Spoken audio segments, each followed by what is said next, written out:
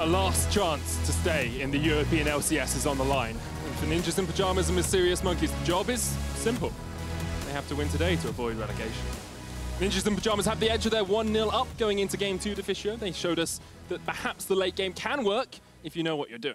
If you know what you're doing, it can definitely work. Obviously, protecting HeaQ was very successful. A lot of credit has to go to Prophet and Nagne as well. Actually did really well in these late game fights. So all in all, I think NIP just played better than Mysterious Monkeys in Game 1. And that was very important because Monkeys tried to run this really simple late game comp, but wasn't successful. And they might now have a few questions regarding it. Maybe it's Kikis back on a carry after you lose the first game. Quite possibly. His teamfights didn't work out as well as Mysterious Monkeys would have liked them to. And as NIP came out, they were all smiles, Deficio. They were happy that they had won this Game 1, as you expect them to be, but in a best-of-5, Game 1 can sometimes be the most important game. Oh yeah, especially when you've been waiting a whole week to play this game. And again, obviously we talked about the last game, all the nightmare scenarios running through your head as a player about how you might lose and be out of the LCS. It's your job you're playing for, basically. And for Mysterious Monkeys, losing that first game, it's rough because actually it was pretty one-sided in favor of NIP once they started getting some of those leads. Now, Monkeys did pick red side, potentially to try and get last pick for Kikis up in that top lane.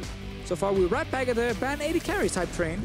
And the Gnar ban actually coming out from NIP as well, so maybe they're thinking that Kikis would go for a more carry-orientated top laner rather than just a pure tank. Definitely possible. Gnar is a great blind pick. Prophet and NIP probably not feeling confident enough in executing some of the different counters against it. NIP should aim to just get, again, a composition that can team fight. It was definitely easier for them to actually play out the game compared to what we saw last week against Giants for Ninjas in Pyjamas. I like the Jarvan pickup. HeaQ had a fine performance, and more importantly, it's just a guaranteed engage tool. Gets you right into that backline, means that you can set up these fights pretty easily. We do see the Rakan ban coming out for the Mysterious Monkeys, so they don't want to have to deal with Sprattel on that. But Sprattel's shown us a good Alistar across the course of the split, shown us that his Thresh can be quite strong as well, so there's still a bunch of different options. Yeah, the Rakan ban is still a little bit interesting. With Xayah already moved on NIP's side, I don't think you need to be that scared of it, but fair enough. They do respect it from Sprattel's side. Alistar could be a big pick in this series. Again, offers the same team fighting presence we saw before. And it will get locked in here for the Monkeys. So, NIP, I'm smelling the Taric. I will keep saying that until I see people pick more Taric, because I love him in these fights, especially when you have a Jarvan who can dive in and you can kind of connect it with him. But there's still a lady carries, also supports like Tam Kench and Braum. I think Thresh especially, actually, when you've got a pick comp that we saw NIP sort of play in the last one, lots of ultimates combining up. It is going to be the Morgana instead, so we're both entirely wrong, Deficio. Yeah, it's not the first time today that we've been entirely wrong. This was not a prediction, it was more hope. Okay. I just want to see more Taric. I know these teams do not agree with me, but I really do want to see more of him. Anyway, Morgana locked in, Black Shield to annoy both the Gragas and the Alistar here. Cozq gets his Cassiopeia, and he can ban away 2 mid laners if there's anything he does not want to deal with. Let's say a Lucian mid lane or an Orianna. He can actually take that away from Nagne. Cassiopeia actually Cozq's highest win rate mid laner, 3-2 on that across the course of the split. And now we are going to see those mid lane bans. It's the Syndra and Camille actually removed by NIP rather than by Mysterious Monkeys. Both teams really respecting their last pick Camille in these drafts here. Orianna is still left open if Nagne wants to play it. So is his Lucian that he had a lot of success on last week. Galio also available in this draft, and you can definitely take Galio against Cassiopeia after the adaptive helmet buffs. It is not an awful matchup for you. So even with the Syndra ban, I don't think Nagne cares at all. I think actually he has plenty of mid lane picks left that he's happy to pick. And then I think our eyes have to turn to the top lane as well, because this Gragas could be top 4 Kikis. Amazing could take it into the jungle as well. And Mysterious Monkeys do have that top lane counter as their final pick if they want to keep it. So there's a lot of opportunity for the Mysterious Monkeys to allow Kikis to play a split pusher once again. Exactly. We really want to see AD carry be locked in here for Mysterious Monkeys to save that option for Kikis. Last, Kaden is still left open, but we see a lot of mixed opinions on her right now from the different teams. Some teams don't even want to touch her, other teams still think she's okay. She's not locked in this game here. It is the Varus bot lane, and Varus is one of the champions who really struggles against Jarvan specifically, because if you do not have flash, you're never getting out when the engage happens. But NIP would need a bit more backline dive if they want to be a massive threat against Yuki in fights. So to do that, you need a diving top laner and perhaps that Galio as well Could for be. that back line? Yeah, could definitely be an option. Okay, that's a very late hover, so it is actually locked in. Oh, baby. Okay, I love Azir as a champion because I don't play mid lane. I know a lot of mid lane mains who hate Azir as a champion. Azir is picked right here because one of the weaknesses... Ooh, okay, this is actually juicy. I saw a little bit of this over in the LPL with their, you know, Ardent Sensor Ivern, but sadly, we do not get it this time around. We do get Prophet, though, getting his Renekton, but there's Azir. One of the counters to Cassiopeia is very long range because she relies on 700 range with a Twin Fang to deal DPS. She can't really move around a lot in fights effectively. There is a lot of long range abilities with Ashe Volley, bindings from Morgana, and of course the soldiers hitting from an Azir. And you can use your wall effectively to set up ganks against Cassiopeia. It's going to be a top lane tank once again for Kikis, so we'll have to see how effective he is in this game. The Galio into Renekton matchup, not one we've seen too commonly recently. No, exactly. It's actually quite interesting with Kikis' choices here, even when he has counter picks, but it is a Renekton being locked in on the side of NIP and with a Jarvan jungle, so there's quite a lot of threat against Kikis, and that's why some top laners are happy to say, I'm going to grab a tank. I know the laning phase is going to suck, but my only job is try and stay alive, and I will be more useful in the late game than the Renekton you are playing against. We've seen the Mysterious Monkeys play for the late game before. Just saying, Deficio. just saying. Is that what this competition is trying to do, though? Because they seem to have a bit of a mismatch with the Varus not being as strong later on into the game. Well, Varus is strong if he's allowed to sit there and actually deal damage. That's the problem. In order to do that, you need to have the enemy already busy. You need to have, you know, cooldown on their dashes and engages so the Varus is safe. Renekton, Jarvan can get onto Varus pretty easily in fights. So that is where we're going to see different fights from Yuki. One fight he has flash ready and he's feeling safe, he deals great amount of damage. The next fight, no flash, he deals no damage because he has to constantly run away and be scared. But that's always the risk with Ashe and Varus and these kind of AD carries right now. There's Azir though, that's the interesting one because NIP are trying to say we need late game insurance. Azir will always offer you that. His late game is fantastic. His early game, however, is fairly slow. And Cassiopeia can out-trade him early. He's always a champion you can actually try and target with ganks and see if you can shut him down. A vital match for Mysterious Monkeys here. 1-0 down against NIP in this best of 5. If NIP take this, they are just a single win away from facing Schalke tomorrow. And Mysterious Monkeys will drop to the European Challenger Series, a position that all 5 of these members were just 4 months ago. Welcome to Summoner. Which almost makes it even harder or even worse for them because you just made it in. Especially for someone like Cozq. Like, for the last 3 or 4 years, he's been sitting at the bridge, at the brink of the LCS. He's been the gatekeeper. It's like, if you beat me, you can make the LCS. If I lose, then I'm not able to make it myself. And now he's got there. He got his chance, and he had a disappointing split overall. Cozq ended up facing a better mid laners than he was used to. It was a big challenge for him, and he's one of those players where we were hoping for more. He still has another chance. Like, he's still a young guy. Like, you can requalify to LCS. You can use all the practice you got in the first split to actually learn and improve, like we've seen from other players, and then have a much better second or third split. But for Cozq to have that, he still needs to get back into the LCS. And for now, he's sitting the losers match down 1-0 against NIP. And he has to deal with Nagne in the lane as well. Early on, we said that perhaps Cozq will be able to harass Nagne down, but Nagne does have that long-range poke in this lane as well. But Cozq can just be aggressive when he sees the soldier placed, try and look for the pure 1v1s.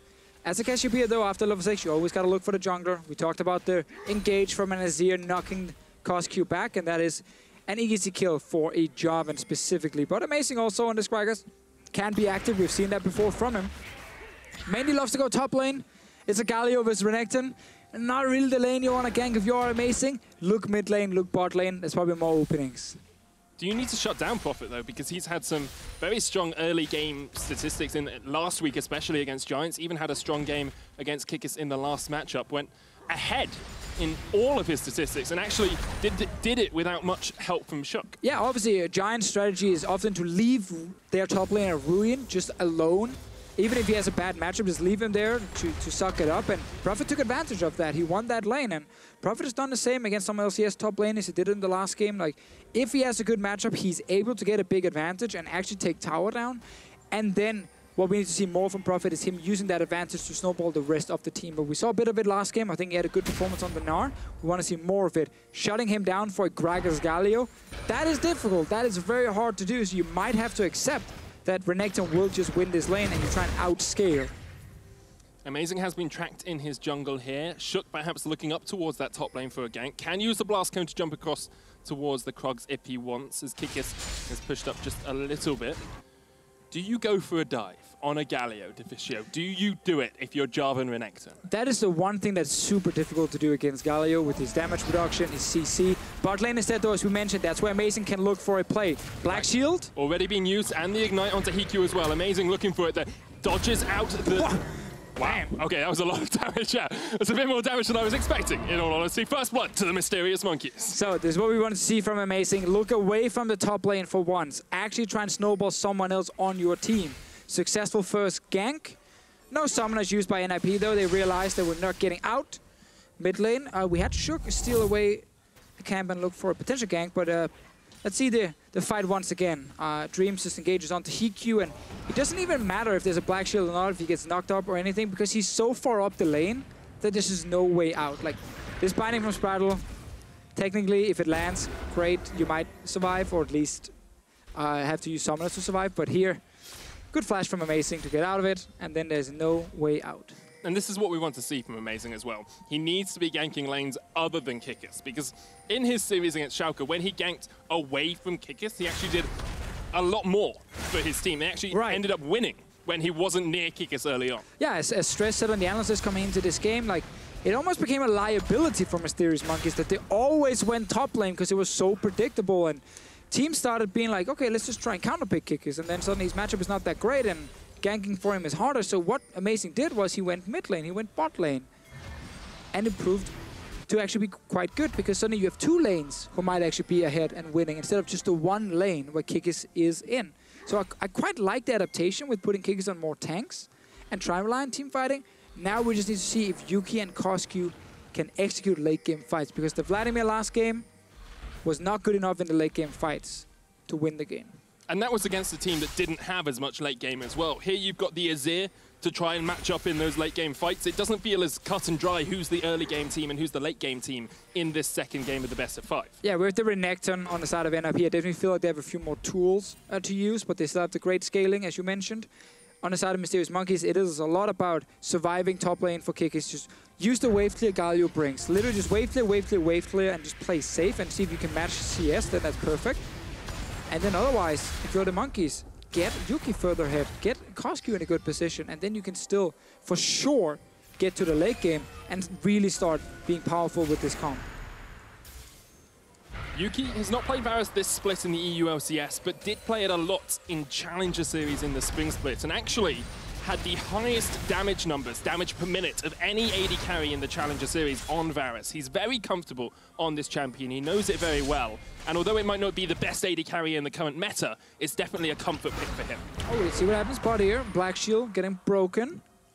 Sprattel's going to get knocked up. Dreams there as well. HeaQ gets a bit of damage across the wall. I think Dreams was hoping that Sprattel would just kind of panic flash and get out of it, but Sprattel was like, yeah, you don't have any damage. He's done this rodeo before. Yeah, he's been around a little bit. Why would he care? You can just waste your mana and then he just walks out. So just looking down across these numbers at the moment, Deficio, my eye is drawn to the jungle matchup, because at the moment, HeaQ has almost a 30 CS advantage over Amazing, and I know that jungle CS is not the best indicator of who's ahead and who's doing well, but it seems like quite a gargantuan margin for HeaQ to be ahead.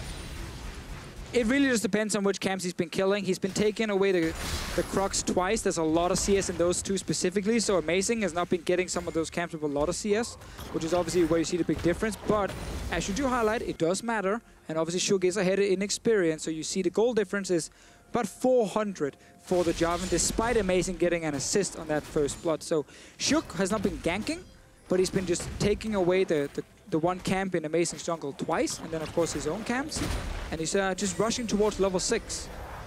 And we need to see him ganking as well. He has got that Thunderlord, so it's an aggressive Jarvan trying to get those extra ganks off, trying to get that damage down with the Keystone, but hasn't been able to work out the exact paths in which he wants to gank. I think mid lane is an option right now with Nagne's ulti being available, Cataclysm being available for HeaQ. The first gank might not give you a kill, but they will give you a flash. And then the second gank, the return gank, should guarantee it. They're looking for Amazing first. Prophet has the pushing lane, has the dominance, has the Cataclysm. Amazing misses his flash. And NIP secure a kill and a red buff for themselves. No wards to spot the invade here. Prophet walks into the red buff area. Kikis surely should have called that one, but instead it's Amazing dying. That's a really good kill for NIP. Very important that it goes over to the Renekton, who's trying to win this lane here. And Black Shield did not get broken. This is why you put a lot of skills in the Black Shield early as a Morgana and don't just get useless abilities like her W. Because then suddenly the Alistar will actually not be a big W threat. gets you waves. Heal actually being used here as well as the root doesn't quite connect down towards that bottom side. Dark Binding is the name. What Sprattel is doing right now is just maxing his Black Shield. The goal, as we saw here, is to make sure Alistar will not break it with a full combo, because then there's no follow-up CC that can land. HeaQ or Yuki right there did not manage to actually connect with his ulti due to the Black Shield still being there. Sprattel is trying to be annoying. Stop the recall. Got his deep ward. Using the Blast Cone as well means that if Amazing wants to try and sneak into that bush, he has to body slam across and you just delay the time for that gank. Nagne's going to pick up his own blue as Cozq got his. It's been a very even middle lane, and now that Nagne's picked up the Stinger, is this the point at which we start to see this lane go in Azir's favor? I mean, it's been even all the time. Both of them are literally just kind of accepting that it's really hard for Cozq to walk in range of Nagne, so they're just kind of trying to farm and push it out while Nagne gets a few hits on Cozq. And yes, he's going to start to be more and more threatening. I'm still waiting for HeaQ to show up, but first it's top lane. Amazing showing up top as Prophet just flashes across there. No chase from Kikis or Amazing. They decided not to go any further for Prophet, but they have burnt his flash now. Kikis, just like last game, trying to just hold on in his lane. Eventually, that tower will take too much damage and fall, but if he's buying enough time to get towards 1 or 2 items, he's done his job as a Galio. And in the last game, NIP really did their job in terms of playing their composition to its strengths. Although it took them a little bit longer to get there, they were outputting more damage per minute than Mysterious Monkeys were. You can see Prophet, Nagne, and HeaQ all outmatching their opponents in terms of the damage they did in each minute. Especially Prophet with the Gnar here, as we mentioned, good 1v1 pressure, walk into fights as well. And the thing about bruisers is even Renekton falls in this category here, like, they have so much damage against squishy targets, even in the late game, just based on having like a black cleaver.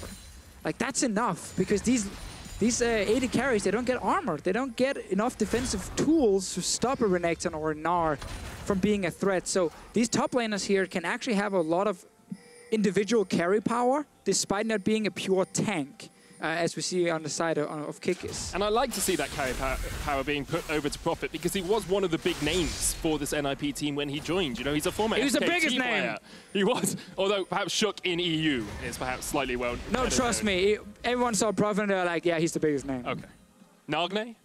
Nope. Nagne went to Worlds. Prophet. He did, but Prophet, he came from SKT, and everyone were kind of like, okay, let's see what this man can do. And I don't think we've ever mentioned that he came from SKT before. I think that's something we should have hit on a few more times. I think it's a great point. So everyone, Prophet came from SKT. Yeah. Rumors said that maybe he could have been a starter, but he got to play a few games. I mean, now that Huni's dropped out of favor at SKT, maybe Prophet and Huni are going to switch back and we'll get Huni back in Europe. But yeah, maybe Huni role swaps and he joins NIP as well, and both Prophet and Huni are there, and NIP Gals is like sub-SKT team. But then you'd have to get rid of Nagne.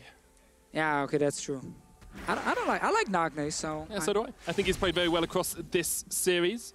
Had a very good game in game 1 on that Galio, did exactly what he needed to do, and here is doing the same as he has a small CS lead. There's a big lead for Prophet in that top lane, as we would expect Deficio, about the 20 farm ahead. Trying to use the advantage to get Rift Hell to actually break open the game here. You want to get that first tower down. When you're running the composition that are looking to abuse a winning matchup like the Renekton top, if you're NIP, just like last game, you run with plenty of engage with the Jarvan and the Ashe to see if you can actually force fights. So at the 12-minute mark, we've got a small gold lead for NIP, about 2,000. I've said this before, Deficio. I feel a little bit of deja vu coming in from game 1. items are starting to be hit, and Cozq's actually gone double scaling with the Catalyst of Aeons and the Tear on this Cassiopeia. I want to see for Cozq if he wants Abyssal Mask in that mid lane. Something we see quite frequently right now. Blitz Esports as well made a little bit of a breakdown on why it is a good item. But it tends to work better. I watched the same video when you've got double AP on the enemy team, and there's not as much AP on the enemy team as perhaps there could be. I mean, that is definitely true, but the item in itself just gives other things as well than just pure defensive tools, like the cooldown reduction is great for it. The aura, as we mentioned before here on the broadcast as well, being 700 range with the increased magic damage, is the same as Twin Fangs, her E, Cassiopeia. So it is pretty easy to use it effectively to actually deal more damage. And you gotta remember, other people benefit from it on your team, like the Gragas and the Galio, they deal magic damage. So they're like, thanks Cassiopeia, you are now supporting our DPS. Rifto being used in the mid lane by NIP. No minions here, they've been cleared out. The smite comes down from Amazing, but I think Rifto will still get a good chunk down on towards that tower, and doesn't quite take it, but sets Nagne up in a good position now that he's completed the Nash's Tooth to be able to harass down that tower. Yeah, and when you're looking at Azir in the late game, you have to think about his ulti and how much value he can bring against a lot of these engaged champions who need to kind of run towards the Azir to get in range for the gap closer. That's where his wall can kind of just say, nope, stay right there, you're not going further, unless people can flank the Azir or have flashes ready. That's what we got to see from Mysterious Monkey's side. Things like Alistar used to be good answers when Azir was meta, because if you are a good Alistar player, you find that flank or you find the Q flash engage, and then Azir is stuck, and then he's not getting out. And Azir, of course, is a champion who needs multiple attacks off to really be successful. Constantly auto-attacking with the high attack speed and his soldiers. If you can lock him down early, he is weak. If you can't, he can win the fight 1v5. Both teams settled into scaling up here, Deficio. Feels very much like game one, and I'm wondering if we're going to have a repeat of game one coming into the later game. One or two big team fights just defining the way that this game ends up. Is there a point at which either of these teams is ready to pull the trigger? Are they waiting for specific items or specific objectives to come up? I mean, technically at this point here, both teams could start playing more aggressive, but because there's no clear objective for them to go for on the side of Mysterious Monkeys, they don't really have a lane where they say, this is where we're going to fight. I think if you're NIP, the mid lane tower is your goal. There you can see already, they're moving Renekton down. Let's see bot lane though, Amazing is trying to find something. Sprattel on point with the black shield. Look, mid lane though, again, they're all moving in for this mid lane tower. That's the easy objective for NIP. Arrow flying. Here we go. Misses, but the tower is low. Cozq jumped on. Here comes the ultimate from Kikis though, and they try and turn it back around onto HeaQ. Damage coming down from Nagne off towards the side, and NIP unable to get the tower down yet. Oh, there was a 3v2 situation, but Prophet took the long route around the tower, took a few shots as well when he moved in, so not able to actually even get a summoner spell from Cozq. Quite interesting situation. NIP had a very easy turret to kill. Good communication from Mysterious Monkeys though, because they realized that could happen. Kikis came down into ultimate range, is only level 2 at the moment, so he needs to be there. And we wondered how he'd be on these tanks. Shows us that on the Galio, he knows when he needs to be around to help his teammates. It's a good setup, yeah, good defense from Mysterious Monkeys, but they're still kind of lacking that easy lane to play around. Top lane, it's not it. Mid lane, it's hard to lock down this long-range Azir. Bot lane with the black shields in the way. Let's see what happens here. Cozq flash. But Nagne's going to flash in response. There's the dark binding. There's the lockup. There's the kill onto Cozq. NIP react in the mid lane. And this time around, they get the kill in the mid lane. This is what we mentioned with them looking towards this low mid lane tower. I wanted to see this combo from Nagne earlier. Pair it up with HeaQ's engage. It's easy to lock down Cozq. NIP are like on a timer. You know when you take a photo or you put up a selfie, Deficio? It's like 3 minutes later, that's when NIP are going to take the photo that we want to see. So just delay everything by about 3 minutes. That's a long timer. That's a very long timer. Very specific with the 3 minutes as well. Normally it's like 5 or 10 seconds, but you're right. NIP take their time. Exhaust down onto Yuki. He has the Blade of the Moon King trying to put the damage down. HeaQ there as well, but now Yuki and Dreams might be a little bit out of position. Teleport coming in from Kikis. Amazing's on his way as well. It's up to HeaQ to put the damage down. Nagne across the wall gets the kill, and Prophet's joined the fight as well. He's teleported in. Dreams trying to get the knock-up, knocks back, but gets taken out. NIP get 2 kills and only lose 1. Oh, it's looking so bad for the Mysterious Monkeys right now. Azia's getting kills in the early game. This Azir pick will be so huge later on, and it's been a great start for Nagne. Went even in the laning phase. Now he started actually making plays on Cozq. We see this play set up here. this is what you can do. Like, there's no way out as a Cassiopeia. As soon as Azir feels safe to dive onto you, he flashes, you flashes. Well, it's what we want to see as well from NIP. Here, it looks like Sprattel gets caught out by NIP, adapt and react. You have a good call for NIP saying, you know what, take the fight. Yes, you might lose your support, but Nagne is on his way down. We actually do cut to live because HeaQ just died, and so did Amazing. I think we saw in the little box in the bottom left corner that Mysterious Monkeys were making a play near the bot lane tower. HeaQ is dead, but Nagne is not, and he is still one of the main sources of damage for NIP. They now have almost a 5,000 gold lead. And Nagne might get killed now because Dreams is trying to flank him. Nagne, no flash, does have the Shurima Shuffle and the Emperor's Divide. Cozq is a miasma there, just not down in time to stop Nagne from getting out. Can you shuffle away as Azir? Because you can flank and drag away as Jarvan. I wonder if it's the same sort of idea. We'll have to see if it happens. We'll have to see if it happens at the show. Do have to see. Dragon eventually gets taken by NIP. It's a Mountain Drake. It's what they would love to have with an Ashe and with an Azir. Get those damage down onto the objectives. Exactly, and Nagne before this was sitting on 3,000 gold. He went back and used it now. So this is what happens in the replay. Prophet actually came down. All 5 of NIP are moving to this bottom lane. And I think Amazing realized there's no way out. Takes a kill in return. But it is still a 1-for-1 where, once again, NIP get a kill for one of these big carries they have. 2-0 Renekton. Remember, as we talked about, he will get tanky towards the late game, and we still have enough damage to be a threat against the squishy targets. And it means that Kikis is going all armor as well on this Galio. So as soon as that Galio joins a fight where Nagne's there, he is going to get absolutely shredded by those soldiers. Yeah, the Void Staff coming in this early is actually a little bit surprising because, as you said, there's not a lot of MR build up. Fight in the mid lane though. Explosive cast will knock Nagne back, but he shuffles under the tower. Amazing has not been on his A game yet today, Deficio. He's one of the members of Mysterious Monkeys who was brought in to try and really facilitate them to get off the bottom of the table. Wasn't able to manage that, and now he needs to step up. He's been in 5 promotion tournaments. He's been in this position and won every single time in the past. He needs to help them win today. He's looking for a kill in the mid lane against HeaQ. So is Kikis. Miasma with the grind. HeaQ cataclysms in and then dodges away, and Amazing doesn't land the body slam. Great play by HeaQ. The arrow comes down in between the goalposts, but Nagne is not done. Shurima shuffle back on Amazing into the Dark Binding, into the heroic entrance, and now Kikis has put himself in the midst of NIP, trying to save his buddy, but he's going to fall as well. 2 kills to NIP, and Nagne is rampaging through Mysterious Monkeys. It just feels like every single play from Mysterious Monkeys, it backfires. They can't execute the first setup, and then NIP get time to react. They have enough mobility on their composition to re-engage. HeaQ on this Jarvan is very successful again in the fight, and is Nagne picking up kills. They're going for a 20-minute Baron. With an Azir who is fed, you can do this. The Baron down, they're going to get it as well. NIP, second Baron of the series, looking to close out this game against the Mysterious Monkeys. Let's see the replay. Amazing, and Kikis on the way to try and shut down HeaQ. So Cozq gets the damage off first. Nice little turnaround here from the Jarvan. And then HeaQ is actually doing everything he can to just stay alive. And Kikis never joined the fight. Amazing didn't have ulti ready. And look at the re-engage. There's no flash on the Gragas. Great setup from Nagne again on the Azir. And now it's easy kills. Yeah.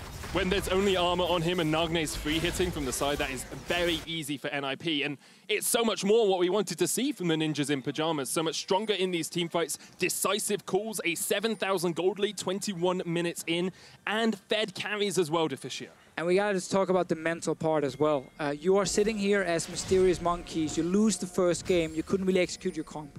Second game, you try and make plays, you try and force plays. Bot lane, a lot of engages happen. Never really broke the black shield, only killed Sprattel once. Okay, screw the bot lane. Let's go mid lane then and make some plays. What is this now? We don't get kills here either. Nagne just sits there and takes all the kills for himself and then goes Baron. You break. Like, everything you worked for is not working. And if you're down 2-0 in the losers match in the promotion tournament, it seems almost impossible for you to come back. You need that miracle third game all of a sudden. We've seen them in the past of the show. It's not an impossibility. Reverse sweeps are definitely a thing in League of Legends and can sometimes lead to the greatest resurgences of teams throughout the course of European and League of Legends history.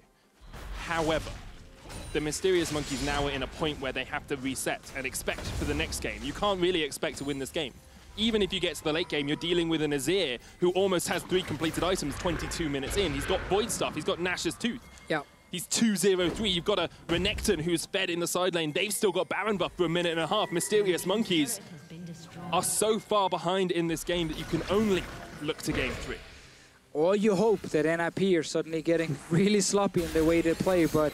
They've done it in the past. They have, but with the way Nagne is playing in this game together with HeaQ, it doesn't feel like NIP at all will start slipping up, because it's been a very solid Azir game. Great positioning, good use of ultis we've seen here in the last 10 minutes as well, and as you said there, Mysterious Monkeys, they don't have the late game, because this Azir is the late game insurance that NIP needed. And looking for the top tower as well. 7 kills to 3 up. They have rattled through these turrets with this Baron buff. Still a minute remaining on it, waiting for the next wave. Could go and catch it if they wanted to get it there a bit quicker, but HeaQ wants to go onto Cozq. The arrow comes out and hits onto HeaQ instead. Cozq had to flash. And once again, we see a summoner down on that mid lane, Cassiopeia. We're looking at the black shields every single time. Put them on Nagne, give him Ardent Sensor as well, why not?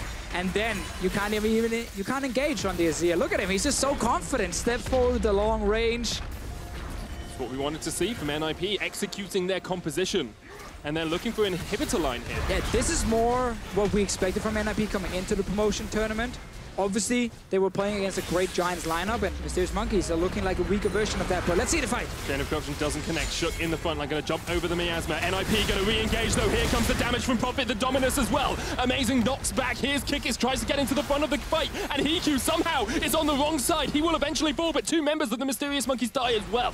NIP looking for the re-engage. HeaQ has to flash away. Dreams gets taken out. A double for Nagne, and is this the game for NIP? Let's see, 24 minutes in. They still have the Baron buff. Sadly for them, they just killed the first inhib, so no super minions just yet, but they will just say, you know what? We don't want the game just yet. We need more towers down first. Guarantee the win. That's what NIP are going for. I think it is the correct call. They only had the normal minion wave top. HeaQ still with that Baron buff for just a couple of seconds longer. They won't be able to break that second inhibitor, but they have broken the 10,000 gold lead mark. Now 12k ahead, Deficio. And only 25 minutes in. That is a monumental lead for Ninjas in Pyjamas. And they can go back once again. Nagne can spend another 2,500 gold on this Azir. Look at this. Black shield for the Ardent Sensor proc and the protection. Step forward, play confident, and force the enemy away. Morgana as a support, while in this case here, the black shield did not block anything, she offers this safety for these late game carries in a hard engaged meta. That is so crucial, and which is why we see a lot of teams value her highly. It's been a good pick for NIP this game. The engage did happen onto HeaQ. He played it safe, and then look at the Renekton damage. Jumps in, flashes onto the squishies. Ton of damage coming in. On the side of Mysterious Monkeys, while they get HeaQ, that's the only thing. Why is he there? Like how he must have gotten knocked back. Yeah, must be an explosive car. I didn't look at either the Gragas or Alistar specifically in the fight here, but they must have gotten onto HeaQ. And you gotta keep in mind, HeaQ right now, he's a support. It's Nagne who's their carry, so he's the one who gets the black shield. HeaQ is just like, guys, I have cooldown reduction, I can land an arrow, is that okay? And it's been working for NIP. He landed a bunch of good arrows in game 1. There actually burnt Cozq's flash with the arrow early on under that first tower. An Ocean Drake now for NIP, perhaps not the best dragon late on, but you'll take it. Redemption and Ardent Sensor finished, and it's not often that you see an Ardent Sensor that works on a mid lane AP mage, but on Azir, it can definitely help out. You just want more and more attack speed. Shoot away with the soldiers. I even want to see Mikhails come in if the game goes that long, just in case, you know, any CC ever do manage to connect. Don't think that game is going to go that long. Arrow comes out, it whiffs. It's the third missed one we've seen this game, but Nagne's pushing down the mid lane. That's an inhibitor tower down, and NIP can group up mid. They're going to catch out Amazing off towards the side. He tries to knock up HeaQ, won't be able to do it. As Shurima shuffle across the wall. Nagne just pushing through the damage onto the Mysterious Monkeys. They are getting melted, destroyed and dominated by Nagne. 15 kills to 4. NIP are going to take their second win in this best of 5. NIP looks so good today. They're destroying the Mysterious Monkeys. And what an advantage now. 2-0 up. They'll go into the third game, having done well now twice. And Nagne showing a new pick for him in the EU LCS. And it was successful. NIP, there's nothing ninja about that. They break down the front door and they go 2-0 up over the Mysterious Monkeys. Fun game to watch if you are an NIP fan. Not a fun game to watch if you're a Mysterious Monkeys fan. Definitely, definitely true. And once again, we see NIP here being able to rely on good individual laners like Prophet, like Nagne, to actually do their jobs, not fall behind early, and then when they get a small advantage, snowball it. But obviously it's not just about those two guys. Like bot lane were under a lot of pressure. Sprattel and HeaQ stayed alive. They did the best they could to just play as safe as possible.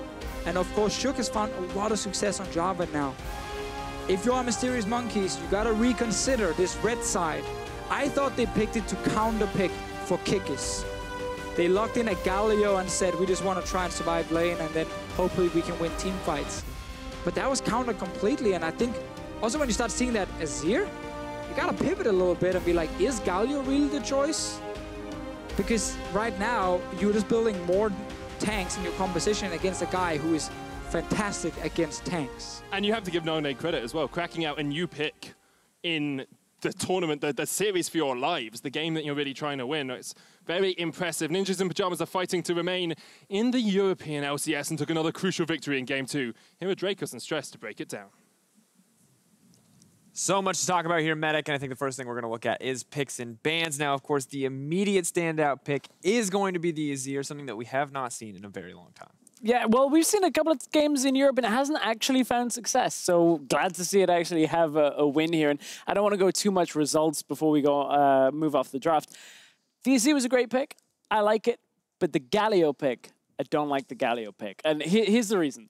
Because if you're putting Galio top lane and you already know you're into a Renekton, generally, you know you're losing that matchup. Not a lot of things beat Renekton in the lane, but don't lose it in a matchup that's so heavily defeated in lane, pushed in, and yes, they want to try and have that emphasis with the ultimate to roam later on in the game, but as Deficio was just saying, you're trying to build tanks into a tank buster in the middle lane that you're not going to be able to threaten properly with Cassiopeia and the Galio. They're never going to catch that Azir. It's like two of the best champions in terms of kiting, right? We have an Azir and an Ashe on the opposite side, and you're picking the only way the Mysterious Monkeys can realistically set up a fight is Alistar going in and having, or alternatively the Gragas, of course, and having the Galio all come in, but Wall, arrow the Alistar as he's coming in. Everything falls apart. It feels like they 100% got outpicked and banned. And on top of that, you mentioned the Renekton matchup. And as we look at our first replay, you can see that that went just as terribly as you expected, because not only was Renekton dominating his lane, he was freely able to walk into Amazing's jungle and pull off this fantastic play. Yeah, Prophet knows he's got the lane push. Like, there is nothing really that can be done there from Kikis' perspective to get out of the lane. He's too far pushed in, and as you see, Amazing, a little bit unfortunate on not being able to escape over the wall, but still, that's the presence of that Renekton in the lane. This is what Renekton will always give you, and picking Galio into it, who will lose the early lane anyway, really isn't the way forward. No, definitely not. HeaQ having a good time. A solid showing from him in the entire NIP roster. And unfortunately, this point in the game, NIP definitely looked in control. It was a little bit back and forth, but NIP were starting to build a gold lead and Stress. Then as we moved into the mid-game, I feel like Mysterious Monkeys decided, if we don't make a play right now, we're going to lose the game. And they just kept trying to force plays, and a lot of them backfired. Yeah, this one was an attempt where Amazing, he initially tried to engage the fight, ends up getting pushed back under the tower. Kikis desperately tries to save Amazing, but at this point, I don't think Mysterious Monkeys are even on the same page with regards to how they're anticipating these fights to go, because Kikis didn't need to go in there. Amazing was dead already, and it's that snap decision-making that we know Kikis and Amazing typically come out very successful from when they play pretty much do or die with each other. Again, this time Amazing's caught under a mid-tower with 3 or 4 people around him from the enemy team. Like, these kind of ultimates being used just undid everything Mysterious Monkeys wanted to do with their composition, because they couldn't do anything from behind. And at that point, right, that's the play that ultimately gets NIP Baron. Baron starts to snowball, and looking at this game, right, we talked a lot about, you know, hey, maybe Amazing should take his sights off top lane, but Amazing not ganking top lane is not the same as Kikis being set up for failure from Champion Select. And I feel like, yes, you should be willing to put him on a tank, but you need to be putting him on a tank that is okay losing the lane, that is still going to be relevant. And that, when you're against a Renekton and you're building a tank that wants to stack magic resist and you're building art, like, nothing about this clicks for me. It doesn't line up. That's the thing. If you're going to draft a tank, if Galio is even a possibility in your draft, ban Renekton. Just ban it. Like, get it out of there. Don't let them pick the lane-dominant champion if you don't have something prepared for it. Personally, I just feel like we should never ever see Galio in the top lane. He does not Ashen. He cannot alt bottom from top lane. He can only go mid if he's playing in the top lane. It doesn't look good. But as much as we're talking about top lane, Azir still was the absolute king of this game. And as we look at this last play, I had some very strong feelings that I won't repeat about Nagne destroying this team fight, but you can just see how powerful this pick is. Oh, just beautiful play from Nagne. Goes from Lord of the Pit to Emperor of the Rift at this point on the Azir. Just destroys Mysterious Monkeys. Just the crowd control, the damage that comes out of Azir. Like, as soon as he gets past the 2 to 3 item point, that point he has to Rylai's as well. It's overkill. Nobody ever gets away, but just that tank shredder, that is why Azir is an option for tanks. God, 42.6% of his team's damage. That's a very large number, folks. He did 2.5 people worth of damage as a single person. So that surprises me. But aside from that, I'm wondering what went wrong with Cozq in the mid lane moving forward that Azir was allowed to just sit in lane and go even on farm and was never really contested in the mid lane. And I'm starting to wonder.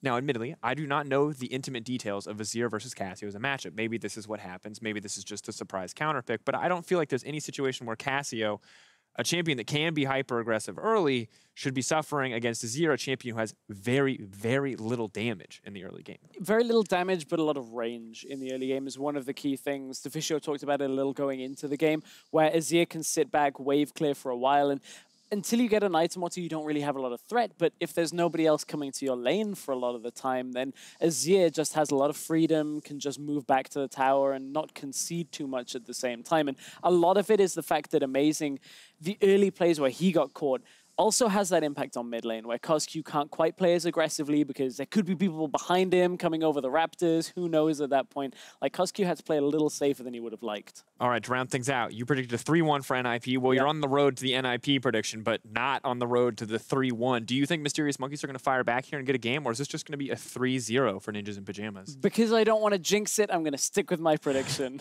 That's a bit of a cop-out, I think. NIP are looking very, very strong, and it is well within their possibility to end it here. Definitely is the case. Well, Mysterious Monkeys are also under tremendous pressure as they are 1 loss away from Challenger. Let's see if they can stay alive in Game 3 coming up in just a minute.